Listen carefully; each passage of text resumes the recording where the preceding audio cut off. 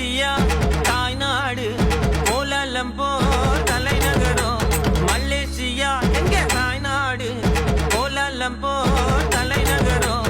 பத்துமலையில் வாழும் முருகா ஐயா பக்தர் குறை தீர்ப்பாயோ. பத்துமலையில் வாழும் முருகா ஐயா பக்தர் குறை தீர்ப்பாயோ. வேலவா வேலவா முருகா வேலவா வேலவா கஸ்கா வேலவா பட்டி வேலவா.